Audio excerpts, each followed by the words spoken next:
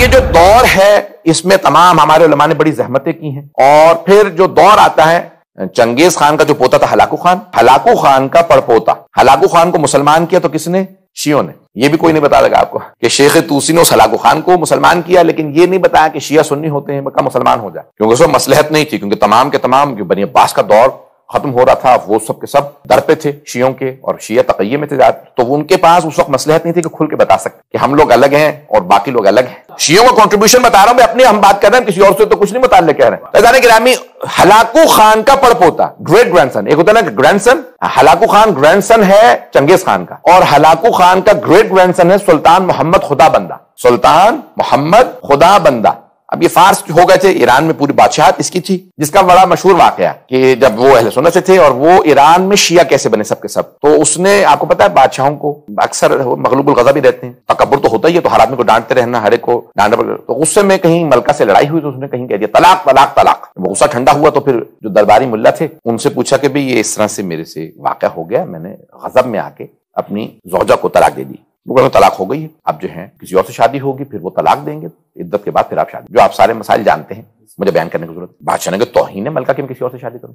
وزیر تقیہ میں تھا سلطان محمد خدا بندہ کا جو وزیر، وہ شیعہ تھے، تو اس نے کہا بھئی یہ بہت بڑا مسئلہ کھڑا ہو گیا میرے لیے، اب کیا کروں مجھے سمجھ میں نہیں آ رہا۔ تو انہوں نے اپنے انداز سے کہا حل ہے، کیونکہ وہ شیعہ تھے، انہیں پتا تو تھا مسئلہ کہ یہ مسئلہ ہمارے حساب سے غلط ہے، کہا حل ہے، لیکن جس کے پاس حل ہے نا وہ عراق میں ہے۔ کیا نام کیا؟ کہا ان کا نام ہے علامہ ہلی، حسن ابن یوسف ابن مطہر ہلی۔ تو کہا تو حل ہے تو کیا ہوا، مثلا عراق میں ہو، ہم سارا خرچہ دیں گے، ان کو بلا لو۔ کہا لیکن یہ جو آپ کے درباری ملا ہے نا یہ اسے پسند نہیں کرتے، یہ نہیں بتایا کیوں، کہ شیعہ ہیں رافضی ہیں کیا ہے، کہا بھئی کیوں پسند نہیں کرتے، کہا یہ میں نہیں سمجھ سکتا، یہ تو مولوی سمجھیں گے۔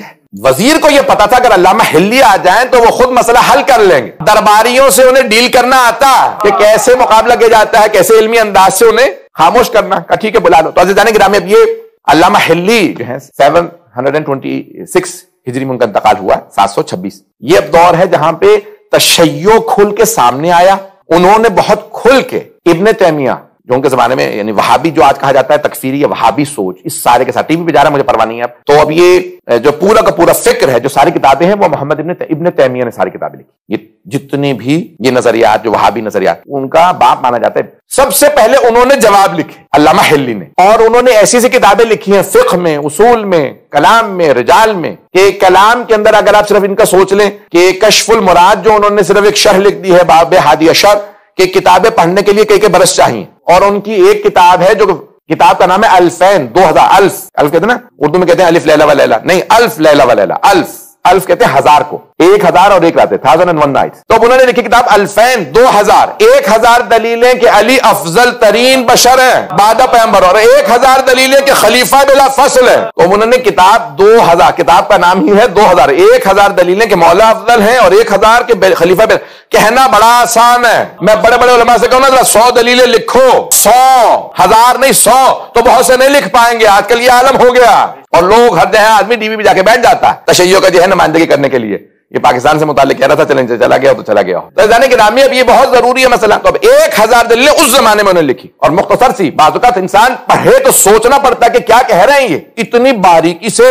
اب ایک مرتبہ دعوت دی گئی، تو اب یہ دور ہے علامہ ہلی کا، وہ آئے، اور آنے کے بعد دیکھا تو اب وزیر نے کہا بھئی میں نے تو اہتمام کیا تھا آپ کے لیے، آئے تو دیکھا کہیں نہ کرسی بیٹھنے کے لیے نہ کچھ اہتمام۔ درباری ملاؤں نے پورا منصوبہ بنا رکھا تھا کہ بھئی وہ کھڑا رہے آ کے، اور کوئی کرسی نہ لگائے، ان کے بیٹھنے کی جگہ نہ ہو۔ علامہ ہلی بہت سمجھدار، یعنی آپ جانتے نا کہ کم سنی کے اندر مجتہد بن گئے تھے، جینیس سے۔ جیسے دربار میں آئے تو انہوں نے فوراً جوتے اٹھا کے اپنے بغل میں رکھے اور تخت پہ آ کے بیٹھ گئے۔ سارے کے سارے ملاؤں کو موقع مل گیا، کہا اسے دربار کے آداب نہیں آتے، اولاً تو جوتے اتار کے بغل میں رکھے، دوسرے بادشاہ سلامت آپ کے سامنے یہ جھکے نہیں، اور تیسرے تخت پہ بیٹھ گئے۔ بادشاہ کو بہت غصہ، ایک تو چنگیز خان کی نسل، تو اب فوراً اپنے وزیر سے کہا بھی کس آدمی کو تم نے بلایا ہے، بھی کمزور سے پتلے دبلے، اور آنے کے بعد جو ہے وہ میرے تخت پہ ساتھ بیٹھ گئے۔ انہوں نے کہا حضور آپ خود ہی بتائیے کہ کیا معاملہ ہے، میں تو آپ کی نمائندگی نہیں کر سکتا۔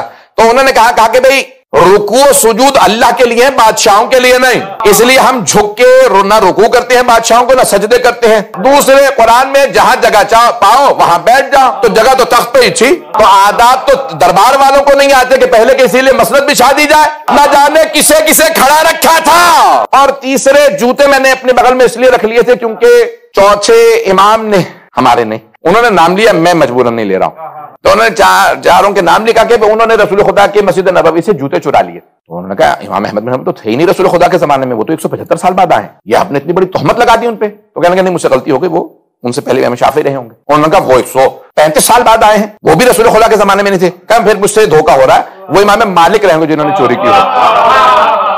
تو امام مالک چور رہے ہوں گے. انہوں نے کہا نہیں وہ 95 برس بعد آئے ہیں. تو انہوں نے کہا پھر امام ابو حنیفہ چور ہوں گے. کہا نہیں وہ 75 برس بعد پیغمبر کے پیدا ہوئے. تو انہوں نے اپنے جوتے نکالے رکھے پہنے.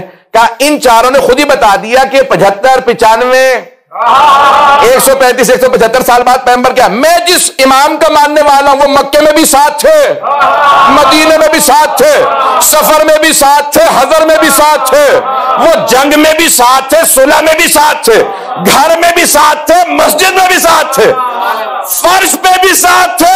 اب بادشاہ سمجھ گیا یہ عام آدمی نہیں.